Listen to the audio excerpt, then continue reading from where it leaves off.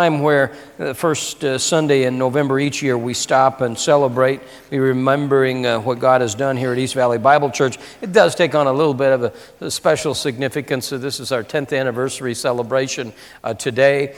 Yesterday actually marked the 10th anniversary technically. It was November 3rd, 1991. We had our first service together, and we celebrated yesterday with a picnic. And I don't know if you had a chance to be with us, but it's the first time in 4 years that we've been all together in one place, and it was just really a neat day to just see the diversity of the church and just the size of it. So we shot a little video yesterday. Let's take a look at it.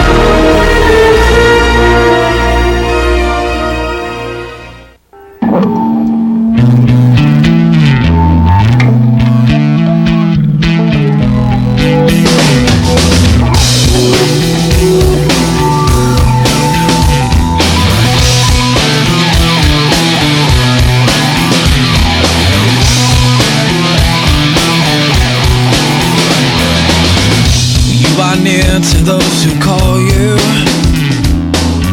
you are mercy to those who fall. Your eyes, they shine like the sun, and you speak to me, and you fall on me. The air I breathe, the song I sing, you're all I need.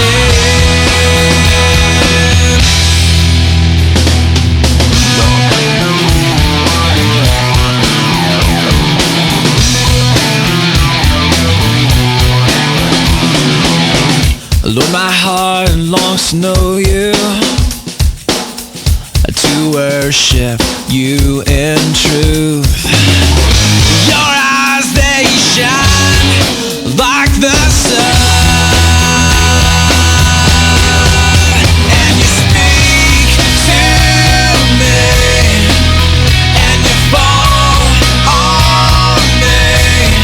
The air I breathe, the song I sing, you're all I need.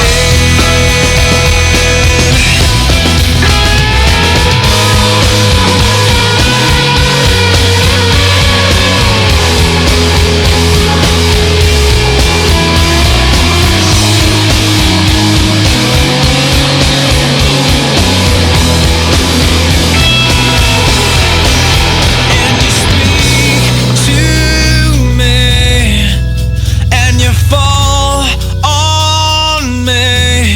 The air I breathe, the song I sing, you're all I need. And you speak to me, and you fall on me. The air I breathe, the song I sing, you're all I need. And you speak to me,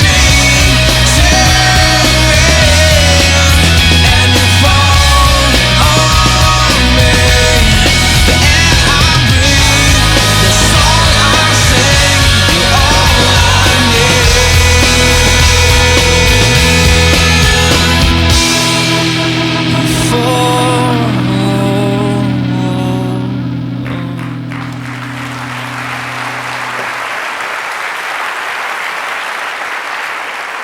We had a great time with that. As you are around campus, two people especially, so many people made that possible, but Neil Pitchell and Neil's work, and then Lorraine. Lorraine Scorza did a magnificent job. I saw Lorraine today, and I said, there's no reason we couldn't do this once a month.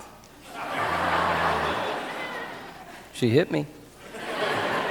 But I'll tell you what I do think. I do think that should be an annual event for us. I do think that's something we should do every year, and that would be a lot of fun. So we look forward to that. I'm not going to give you a whole bunch of history, but when we began, we didn't want to just start a church that was doing what other churches were doing. That seemed to be pointless. There had to be a distinctive and a uniqueness about it. Acts chapter 2, verse 42 became really our basis. As that church began to grow, there was prayer, fellowship, the apostles' teaching, the breaking of bread. That became something we saw as important elements for us in the church. We, from just a preferential perspective, looked around. We saw churches with great teaching, but pretty average worship and not much concerned about other things, or places that had great worship and great facility, but the teaching wasn't there. And we thought that we wanted to combine those two. And by God's grace, on November 3rd, we began that work. We didn't really know what we were doing. But it became clear, at least to me very quickly, that we were doing something that was unique, but it shouldn't be. We're doing something that was different, but it seemed to me it ought to be what each church does. I'm not saying that each church needs to be like East Valley Bible Church, but I'm saying that there's certain things that need to, I think, be adhered to.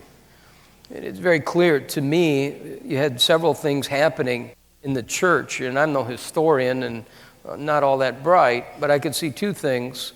I could see this. I could see the move of a seeker-sensitive movement, where churches were reaching out to lost people, which is fine, but changing worship and message and everything to reach them. And then I could also see that in the church itself, it was moving away from the historical doctrines that we adhere to and that we cling to.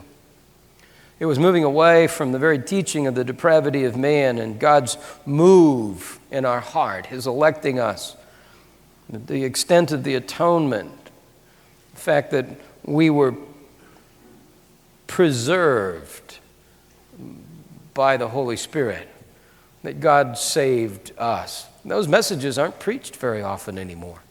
And that really has been a distinctive about East Valley Bible Church. We know who we are, we know what we're about, we know what we aren't, and that makes things much easier for us, because we're not trying to please everyone. Because we know that there are certain people for whom this should never be their church home because they don't fit with us. They don't like the way we do what we do, and we're not about to change it for that. And that may sound harsh on the surface to you, but that's a very loving thing to do. One of the things that became obvious was that we were going to be blessed by God with people who had a passion for serving in ministry. Church planting became something that was important to me, and I knew nothing about it. But God began to bring us people, and Walter really being the first one of those, Walter Crutchfield. It was April of this year that we were able to launch East Valley Bible Church Tempe. And Walter, in fact, has 2 services tonight. How many of you, by the way, are going to be back here tonight at 6? Did I ask that yet? Walter has 2 services tonight at 4:30 and 6, and so obviously he wasn't going to be here at all 5 services. So I asked him if he'd come in and just take a second and just share with us a little update of what's going on at East Valley Bible Church Tempe. Have you got that clip?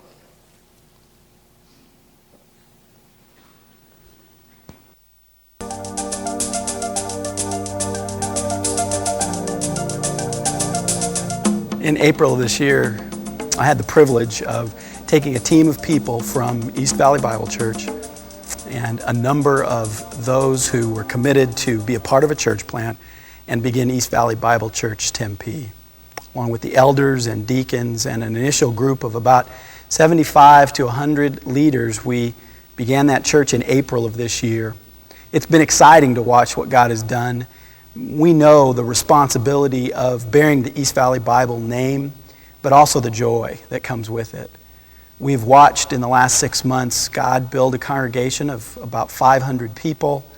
We've watched God raise up young men and women who have a heart's desire to pursue the truth and to pursue the kingdom wherever God calls them, whether it's in business or in the university setting or in Tempe itself. And we have seen God use individuals, young men and women, who typically might be out of the loop of leadership in some places, step up and take responsibility for the church, for their families, for evangelizing the world we minister in. It's been exciting to watch. It's been a pleasure, and we have watched, whether it's community ministry, working with the homeless, tutoring in the school system, the university Bible study that now is between 300 and 400 students. We've watched God do a great thing. We're excited about the privilege of getting other teams ready to go and plant churches. We have a number of young men who we think in the future will be ready to do that. And we consider it a tremendous privilege to be a part of East Valley Bible Church. And on the occasion of this 10th anniversary, representing East Valley Bible Church Tempe, I would just like to say thank you to Tom and to the elders and to the people of this church. And we would pray that in the next 10 years, Lord willing, at the 20th anniversary, we would look at it 10, 20, maybe 100 churches, not just in this valley, but all over this valley and this world for the glory of God. Thank you. And God is doing great things at East Valley Bible Church Tempe, and we are excited about that work. Walter's phone number is on the back of our bulletin. It's there every week, and if you're interested in that ministry, you need to get more information about that. There are a group of guys, it's the elder team. Their names on the back of your bulletin, but I want to bring them up in front of you, make sure that you see these names. These are a group of guys who are charged with the responsibility of leading the church. That's a very awesome task.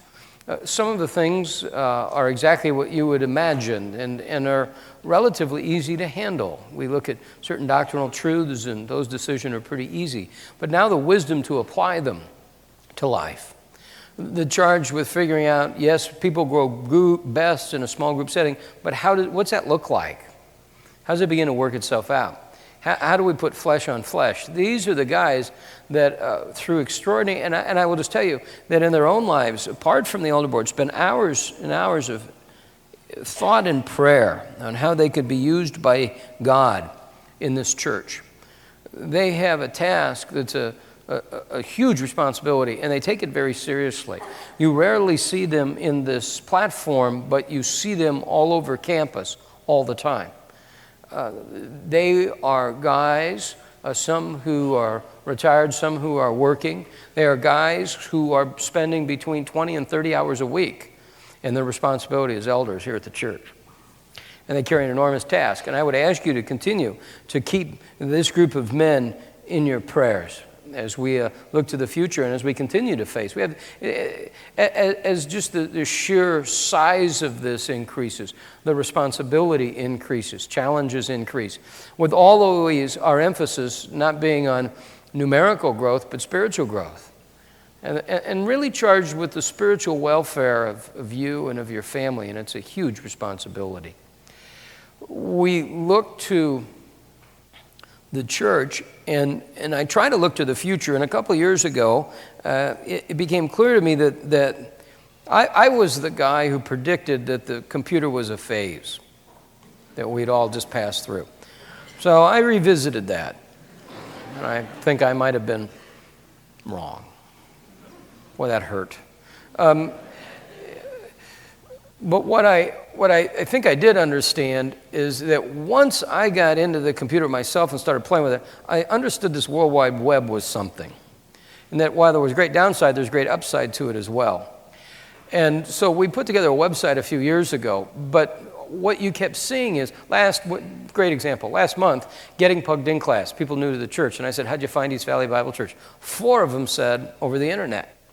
Not a friend, not a drive-by, over the internet. So about 6 months ago, we brought Josh Cass on staff. He's got a multitude of areas that he covers, but his responsibility in the first 6 months has been put together a new website. We want to try to pull it up for you today and let you see the actual website and actually navigate our way through it. You need to know that the guys were very uncomfortable putting this up because it's not, I don't understand all dimensions and everything, but it's not like it's going to look on your computer screen. So some of it's hard to read and all. We understand that. Our point is not that this is what it's going to look like exactly on your screen, but we want you to see what this site can do. We expect you to traffic in this site. We know that communicating to you is important, and that website becomes an important tool for it. This is phase one of the website. I really need to emphasize that. This is phase one. This is the skeleton. We'll now build on this. We have some additions, some improvements, some things that we want to take care of. Let me work across the top. You'll see 4 key areas as you come onto the site. Ministries, my EVBC, elders and staff, and find media. Let me take you through each one of those. In the ministry area, it's exactly what you'd expect. You click. When you do, you'll see a list of the ministries here at the church. You can stop at any one. Let's do student ministries, because we haven't done that. Student ministries looks a little bit different than the others. Lots of stuff going on there. They have all sorts of different options available to them. Some of the music that you can actually go into their library and get some of the songs that they're singing, so you get updates. Let's go back and click on music and worship. It's a good example. There's the music and worship site, their own page. There's all their core values. You will see opportunities that are listed, principles for worship there, opportunities for you to just go ahead and be involved in that ministry. On the right-hand side of the page, you'll see updates, places for you to go and to get the handout that's part of the worship we use each week. Always the director can just go to that name, click it. In this case, it's Gary. Take you right to Gary's page. And what I've done so far with Gary and Tim and Jim and Neil is actually had a conversation with them. We sat and recorded probably a half-hour talk, and the reason is I want you to understand not just who they are, but the whole philosophy of ministry. They can go far beyond just words in a page.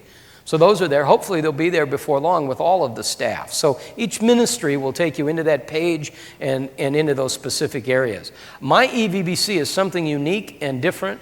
Josh, why don't you take us through this? Well, basically what my EVBC is for is we've realized that a lot of people have a lot of big families that are part of the church, and what would be ideal for the typical family is to be able to get online on the website and not only determine what they're doing this week, but also what their kids and their spouse are doing this week. So that's the first step of my EVBC. And what we're going to do is... kind of our version of Big Brother. Yeah. What we're going to do is we're going to use Lorraine Scores as an example here. And we're going to log in with her. What we're going to see is the first person we see is Justin Scores, or her son. And what you can see here is that one of the groups he's in is Student Ministries High School. He meets weekly on Sunday at 1 o'clock p.m. in that group, and his leader is Greg Scaria. I can click right here to email his discipleship leader at that point. I can also see other events that he's involved in at this particular time. It's 10th anniversary stuff. I can see Lorraine, of course, who I signed in as. That's all my information. See my husband or wife there, and more kids further down the line. Another important thing to know is that this is entirely real-time pulled out from our church database here. What that means is, of course, changes are instantaneous, but it also means that we can allow you now to go online and change your personal information directly into our database. So if you move or you change phone numbers, etc., you can put all that information right here, and it's real-time updated to our member directory. That is pretty much in a nutshell what the start of my EVBC is. We're going to be adding some other things, phases 2 and 3 later on, to be able to provide you more of a sense of just being able to tailor the information you see specifically to what you do at East Valley Bible. And it should be a great, again, those of you with families, it should be a great help to be able to go on, and this automatically activities update and change as we put them in the database. So you'll be able to track things and family activities, things that are important to you with one click, boom, there you are. Elders and staff is exactly what you would expect. It's a list. It'll allow you to just email any of the elders or staff. You can click on the names, click Beth, click Beth's name, and you get a little picture. We had that little picture. We were ready to go, and she said, no, I have to go home and do my hair. So we waited 3 hours while she came back. Worked through her hair. So there's all her information. You can email her. I'll have a conversation with all of these people recorded so you can learn a little bit about them. Find Media is part of what you would expect. That's the tapes and how to get tapes, but it's much more than that, Josh. The media library is basically something new, and I think it's going to be something that a lot of churches are going to start doing. And what it basically does is in a sense, East Valley has a lot of different types of media that we offer. We, of course, offer Tom's messages online, but we also offer things like study guides for small groups. All those kind of things, if you can kind of look in this list, you see, message notes, newsletters, files, photos, photo albums, etc. These are all kinds of things you can search for on the site now. We're going to just do study guides as a quick example here, and I'm going to put in a keyword because my group is studying John right now. So I'm going to go ahead and just see what study guides we have on John. What I see there is basically all the lessons that we have on 1 John. If I were to click on one of those, I'm going to get a document link basically that allows me to view that lesson and then print it out for my group if I choose to do whatever I want at that point. Another thing I can do is Tom's messages are on here. Actually, all of our speakers' messages, the pastor's messages are going to be on here soon. But for the start, it's Tom's. What you can do is search for keywords. So let's say on the Church of Corinth, it was a message and Tom did it. So we'll put Tom's last name in there. We can also, down here in this third field, if I knew that Tom did a message on, February 2nd, 2000 or something, I could put a date in there too and get a specific message that I can give people. I'm going to get a list of all of the search results that match that. And inside each one of these messages, I can click here to see either MP3 or real audio for the message, or I can click here to actually view the message notes and print those out if I want to. So there's about 200 study guides, not messages, that's separate, but 200 study guides that we've generated for small groups.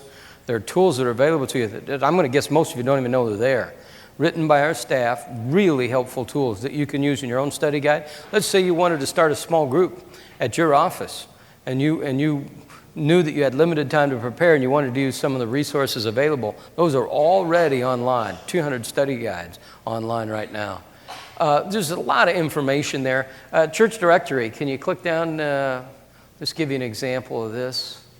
Church directory, Palin sitting right here, or Peelen, I'm not sure which, but let's do Palin, P-E-E-L-E-N.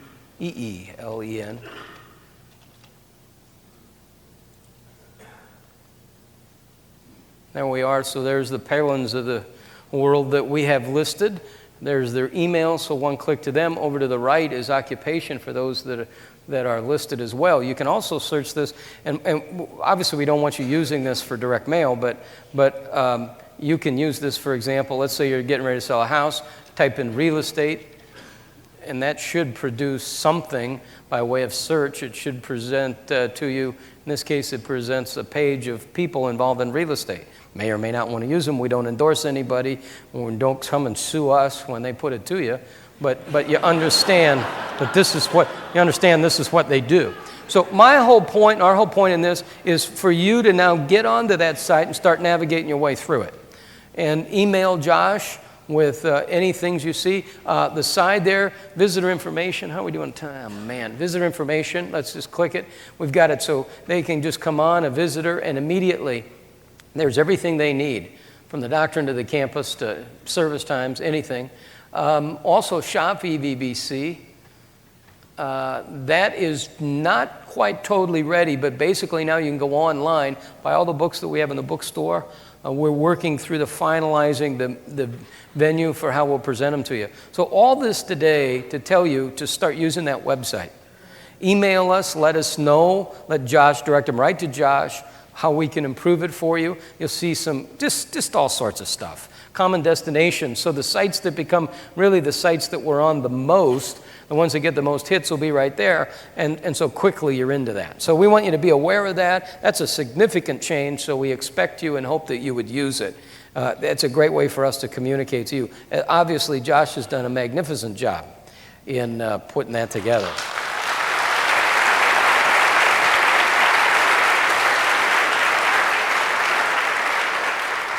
Let me take you back to PowerPoint and talk to you about building. Many of you know we're in the process of building. Lots of changes over the years. Look at just some of the numerical change since we began, and that's from the move-in date. Just kind of let your eye fall across those numbers of that first year and a half, almost, year and a half. See that growth from 600 to 2,500. We just continually grow.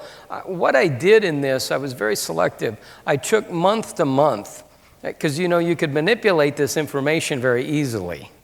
Notice what I didn't do. See, I didn't take to September 2001 because I could have really wooed you, because remember we had those 2 weeks when all the non-believers came because they thought they needed it?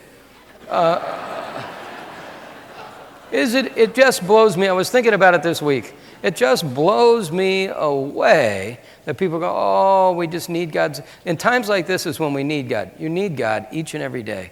And lost people, unless the Spirit opens their eyes, are never going to see it. But I didn't take September because those numbers were skewed. You might look at that and go, golly, from April to October, not much growth. Got to remember, 300-400 people left to go plant the church in the midst of that. Here's what a typical Sunday looks like at the church. That is the first Sunday, and I chose it deliberately after we moved to Saturday night with the students. Look how we spread out times on Sunday, which is what we wanted to do. Still some options available. We were running as many as 320, 330 kids at 9:30, which is just a zoo over there, back to 219. My whole point here is we're getting ready to build some buildings. And I want you to understand that there's a legitimate need for it. Let me show you a couple of pictures. I want to emphasize to you, November 12th is the time to come and to look at this. That's the time that we're going to invite you in to spend our time going through this. So I'm just trying to kind of whet your appetite. Josh uses the arrow, and he can locate for you kind of the existing buildings. Those are the buildings we're in.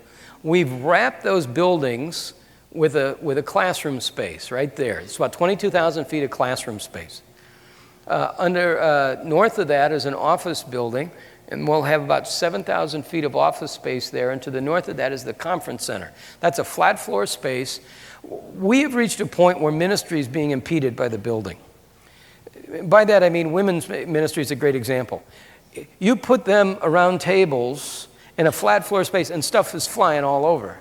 That's just how relational they are. It's natural. You come in here and it's a whole different flavor, but they can't fit in room 100. So that conference center will house that. All of that is designed, I would say 99% designed. We're into the city. We're waiting through the process of development. We think we'll start construction on that in April and be done at Christmas. None of that provides us any relief for this. That would take place in the worship center. Worship center is about it seats about 2,400. It has in it what Josh is pointing at is where we will have children. The smallest kids will be down in front, birth through 3 or 4 months, so you can put your child right there, not worried about it. Main entrance to the left of that, and then the bookstore. Full bookstore and coffee shop will be in that area of that. Let me just give you some just quick views of it. Again, let me say it. I'll say it 2 or 3 more times. November 12th is really the day. This is coming in out of the existing parking lot, bookstore on the left, and you move through the campus. Another shot of that bookstore cafe area. This next shot is standing in the worship center looking out toward the conference center and the office building. There's the new education wing. This is from that wing looking at the worship center, and this is another shot of that just a little further to the south. We're going to take about 1.5 minutes and do a fly-through, computer-generated fly-through for you. Let me orient you. We'll be up right there, coming onto campus right there. So give us a second to load this, and we'll take you through it. Coming right out of your car, right onto the site, we'll emerge right on the south end, moving. There's the bookstore to the left, the new classroom to the right. Make a turn now toward the front of the worship center. I'm going to ask you to stop right in there, Josh, if you would. You see that canopied area? That's a space of about 7,000 square feet. That's where we'll do all the sign-ups. The coffee will be there. That's a big space. That's a space about the size of this room. All under canopies, all shaded. It'll be a terrific area for you to gather there. On the left is the main entrance into the worship center, okay? So we're moving along. Every time we've done this, we've had a problem with this one pole on the left. We can't quite get around it. Bam! There it gets us again. When we turn to the right, there's that canopied area, so see about 1,000 people there buying T-shirts. And here we go. Stop right there if you would. Can you stop right there before? On the left, so now you're looking out. Every place you see those palm trees, those will take you, or identification marking places, that'll take you to a drop-off area. And as you get on campus, it'll just help your orientation. Be very clear to you. On the left is the conference center. On the right is the office building. Okay? Now we go on the right now, we'll move. And we're moving toward the bookstore again. Back where we started on the left are the classrooms for children. We're going to swing around. There's that existing stuff that you see, the existing buildings. We're going upstairs. We go up these stairs. There's one guy up here all by himself. Just a sad little guy. Kicked out of his small group. He was an Arminian. He slid right through and got in there. Back around. Again, on the 12th, we'll talk about all this in depth. But give you just a sense. Then looking back, on the right is the worship center, and just to give you just a little flavor for it, so that's bookstore and stuff there, and then we'll square it away, and there you are, looking back at the new worship center and the campus. This is terrific stuff. November 12th, 7 o'clock, you need to be here, but we're very excited about that. That looks terrific to us. I'm going to take the time. We're running a little late, and we have all day.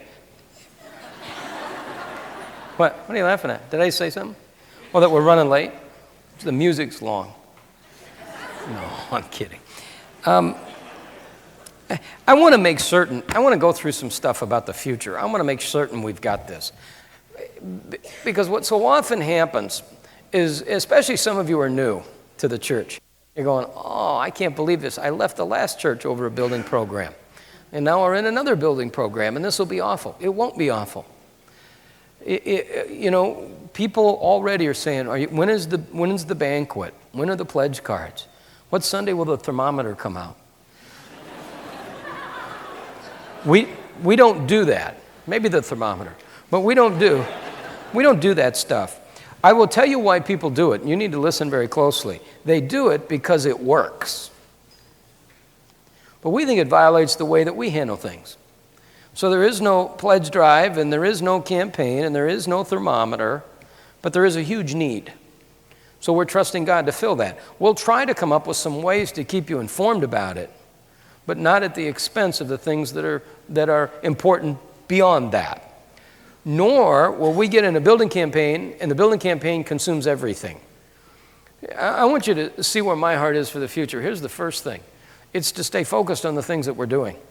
We're doing some things here extraordinarily well, and I don't want us to lose sight of that.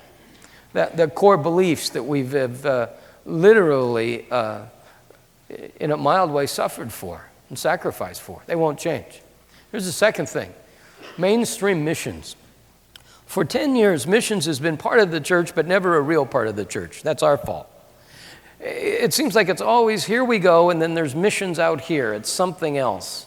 Every once in a while, it kind of bops in, and we go out and eat funny food in the courtyard and say, we're done with that for a year. But it's never part of the church. Beginning December 1st, we have Mike Posh and Lynn Posh and their family coming on staff, and their whole focus is to mainstream missions. I want missions to be a part of every department of the church. It seems reasonable to me that if there's 100 small group leaders, that God is probably calling 1 or 2 or 3 or 10 of them to be involved in full-time missions. That's where our missionaries ought to come from. Many of you are retired. You hit 50 or 55, and God's blessed you with strength and income. Why are we taking 20-year-olds and spending $3,000 a month to send them out when you've already raised all your money? You're living on it here. We could send you a place where you can live on half of that, and you can be used in a mighty way. But you know what? Nobody ever challenges you. We never talk about that vision. Mission's a big part of it. Here's the third thing. Identify and train men. God continues to bring us men who He's preparing for ministry. And one of the awesome responsibilities that we have as a body is to train them, to identify them, to pour time and energy into them. We are taking what I think will be significant long-term steps to prepare men that God will use in ministry. Here's the fourth thing, to continue to plant churches. There are churches around who have pulpits that are empty, and we have people that we will train and God will probably bring into other churches. That's pretty hard work. That's pretty tough, because you're not just fighting the normal struggles. You have on top of that perhaps a philosophy that's radically different than what we believe or how we would do things. We want to plant churches. Here's the last thing, and this is very personal for me. I want to complete the campus and get it paid for. I think all the time about dying. And I think about my life and how's it going to end. And it's just obvious to me that when you take aside my family, the consumptive thing in my life is this church. I think about this church all day, every day. And I think about what this church can be. I look at what it was. I look at those humble beginnings. And I look at how, although there's been temptations, we've never really varied from those first beliefs, that first philosophy. I might have said it before in this hour. I certainly have said it in all the others. We are a very unique place. And we shouldn't be. This should be the norm. This should be the way people do things. I'm not saying everybody has to do it this way, but there's some things that make this a place. God's blessing this place for a reason. Why?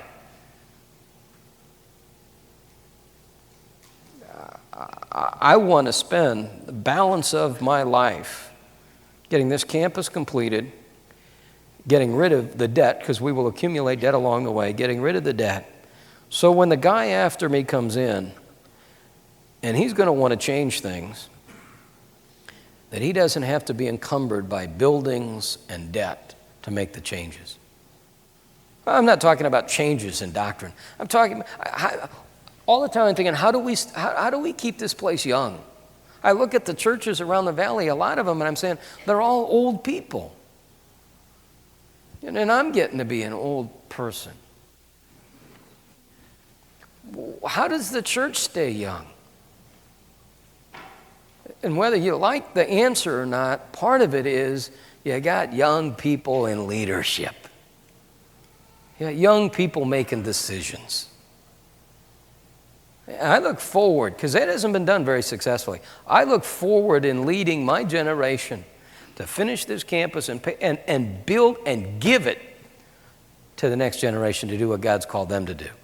We haven't done that very well when you look around the church. That doesn't happen very often. That's an awesome responsibility.